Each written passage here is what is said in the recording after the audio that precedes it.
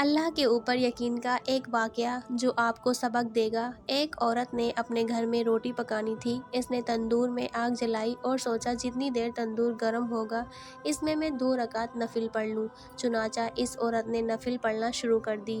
شیطان کو گوارا نہ ہوا، اس نے عورت کے چھوٹے بچے کو تندور کے قریب کر دیا۔ عورت کو آ کر کہا نماز توڑ دے، بچہ آگ میں گر جائے گا، لیکن عورت نے پرواہ نہ کی اور برابر نماز پڑھتی رہی، حتیٰ کہ شیطان کو غصہ آ گیا اور بچے کو اٹھا کر جلتے تندور میں ڈال دیا۔ عورت سے کہا کہ نماز توڑ دے، یہ بعد میں ادا کی جا سکتی ہے لیکن بچہ واپس نہیں آئے گا۔ عورت نے نماز مکمل کی اور آ کر دیکھا تو واقعی تندور کے شعلے مارتی ہوئی آگ میں بچہ پڑا ہوا ہے۔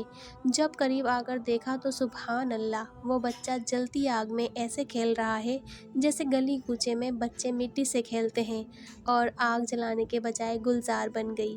دوستو، مزید ایسے ویڈیوز دیکھنے کے لیے چینل کو سبسکرائب کر دیں۔